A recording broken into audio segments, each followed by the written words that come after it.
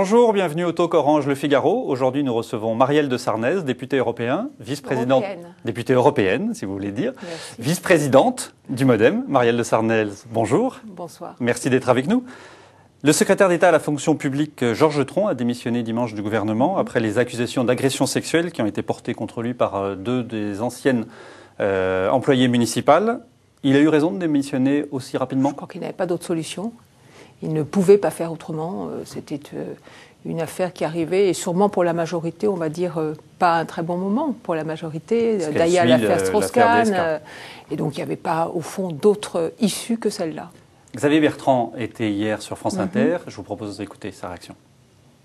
C'est une décision difficile à prendre, très difficile, parce qu'il faut bien noter que dans cette affaire, il n'est pas mis en examen. Et ce qui veut donc dire, j'entendais tout à l'heure M. Valigny s'exprimer sur le sujet, qu'on ne peut pas suspecter de complaisance à l'égard de qui que ce soit au gouvernement, la présomption d'innocence pour les politiques, est-ce qu'elle existe encore ? Alors, la présomption d'innocence existe encore, à votre avis? Écoutez, je crois que tant que les faits ne sont pas avérés pour toutes ces affaires qui arrivent, qui font irruption dans la vie politique française, oui, il y a une présomption d'innocence. Mais enfin, on ne peut pas nier que tout ça, ça fait des chocs de plus, que tout ça, ça bouscule l'opinion, que ça bouscule la société française, que ça l'interpelle, que ça interpelle les femmes aussi, qu'on a le sentiment, au fond, qu'il y a comme une espèce de libération de la parole des femmes et qu'elles disent des choses, peut-être qu'elles ne disaient pas dire auparavant. Et donc, je trouve que ça devrait faire réfléchir sur l'état de notre société. C'est pas très brillant de ce point de vue-là, machisme, beaucoup, bien sûr.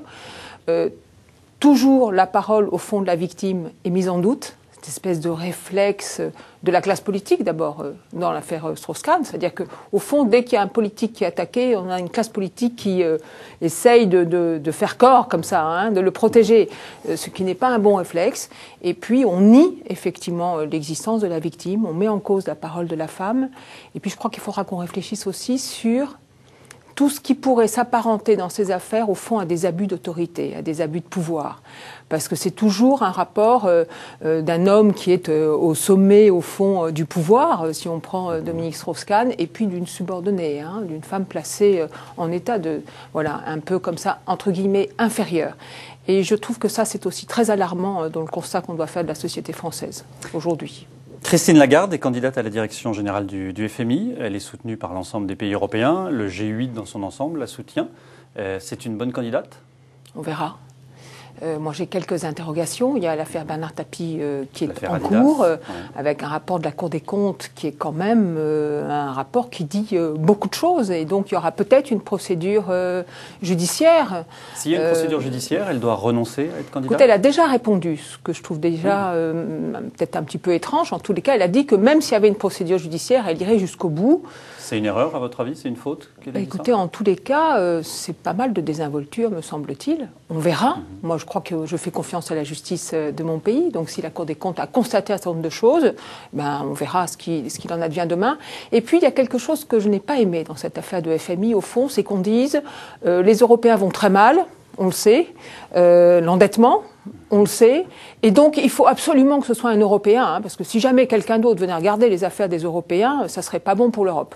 C'est aussi une règle depuis 1947 qu'un Européen dirige le FMI. C'est une règle à laquelle ils ont dit, à l'occasion de la dernière nomination de Dominique Strauss-Kahn, qu'ils mettraient un terme. C'est-à-dire qu'ils ont dit à cette époque que pour le prochain ou la prochaine, ce serait quelqu'un des pays émergents. Je comprends, c'est un Européen, c'est très bien. Aujourd'hui, le FMI, il est dernier prêteur, en fait, de la zone euro, essentiellement. Mais en même temps, il y a comme ça une espèce de défiance vis-à-vis des grands émergents que j'ai pas beaucoup aimé. Angela Merkel a annoncé hier que l'Allemagne renoncerait au nucléaire à l'horizon de 2022. C'est une bonne nouvelle pour vous ou alors c'est une mauvaise nouvelle? En tous les cas, c'est la décision d'Angela Merkel, donc je l'entends. Et c'est une décision qui revient au fond sur une décision qu'elle avait elle-même prise en 2010, c'est-à-dire qu'en 2002, Schröder avait décidé que les centrales iraient jusqu'à leur terme, qu'on ne les prolongerait pas. Angela Merkel a pris une autre décision il y a un an et maintenant elle revient sur cette décision. C'est pour des raisons purement électorales, certains disent. Je ne sais pas, mais moi je pense que sur ces grandes questions de l'énergie, et ça concerne aussi la France, et ça concernera la France, le yo-yo, les politiques comme ça où on décide, stop and go, et puis on repart, c'est vraiment pas une bonne chose. Au fond, on a besoin de débats sereins sur ces questions énergétiques, qui sont des grandes questions. Parce que bien sûr, le nucléaire crée des peurs, et je le comprends très très bien, et tout ce qui s'est produit au Japon met le doigt sur quelque chose qui est au fond, quand il y a des accidents nucléaires, eh bien c'est une sorte de fin du monde comme ça qui arrive. Et donc on doit pouvoir poser la question du nucléaire, on doit pouvoir en même temps poser la question du CO2 et des émissions de gaz à effet de serre. Et donc au fond, il faudrait réduire la place du nucléaire. Et il faudrait en même temps lutter contre le réchauffement climatique. Faire les deux à la fois. Oui, parce que là, en l'occurrence, alors, est-ce que l'Allemagne ça passe par des usines à charbon. Pour l'instant, l'Allemagne, elle consomme notre énergie, l'électricité qui vient de France et qui est nucléaire. Et puis ensuite, c'est le charbon. Puis demain, ça sera le gaz, russe notamment. Donc moi, je dis depuis longtemps qu'il faut qu'on ait en Europe un débat sur le fond de savoir comment nous pouvons, au fond, avoir un mix énergétique qui soit le plus durable possible. Ça doit poser la question du nucléaire. Il n'y a pas de question taboue, me semble-t-il. Et on doit aussi avoir une autonomie en matière d'énergie, ce qui veut dire peut-être aussi consommer moins et différemment. Quand vous dites qu'il faut un débat, vous pensez qu'il faut aller jusqu'à un référendum en France sur ce sujet? Je ne suis pas pour un référendum pour ou contre le nucléaire. Oui. Après qu'on soumette au choix, au fond, des citoyens, ce qui devrait être les choix stratégiques en matière d'énergie, pourquoi pas. Mais on sait que les questions d'énergie vont amener des réponses qui sont plurielles. Il n'y a pas une seule réponse à la question de l'énergie. Et si on sortait du nucléaire à 10, 20, 30, 40 ans, parce qu'on aura cette décision à prendre en France, est-ce qu'on prolonge davantage nos centrales? Est-ce qu'on construit de nouvelles centrales ou est-ce que cet argent-là, on le met sur autre chose? Moi, je demande qu'on mette tous les chiffres sur la table, qu'il n'y ait aucun tabou et qu'on ouvre le débat. Beaucoup d'internautes vous interrogent sur la stratégie du MoDem. Cédric, qui lui est électeur centriste, estime qu'une seule chose doit vous guider, la réunion de l'ensemble des centristes telle qu'elle a été amorcée par Borloo et Morin. Alors il vous demande s'il peut y avoir une issue favorable à cette union. Je crois que... Avec vous, bien sûr. C'est ça qu'il fallait comprendre. Merci beaucoup, mon cher Cédric. Moi, je ne confonds pas ce qui est le faux centre, c'est-à-dire, au fond, les centristes de la majorité présidentielle, et ce qui est l'émergence d'un centre qui est, au fond, tout le combat de ma vie politique. Parce que ce sont des gens qui ont gouverné et qui gouvernent encore aujourd'hui, qui sont dans la majorité présidentielle, et ça a été leur choix, et je l'entends très bien. Vous ne pouvez pas être dedans et dehors, vous ne pouvez pas avoir le beurre et l'argent du beurre. Bref, enfin, je pense qu'il y a un moment où, surtout dans les temps dans lesquels nous sommes, il faut de la clarté, il faut une éthique de comportement.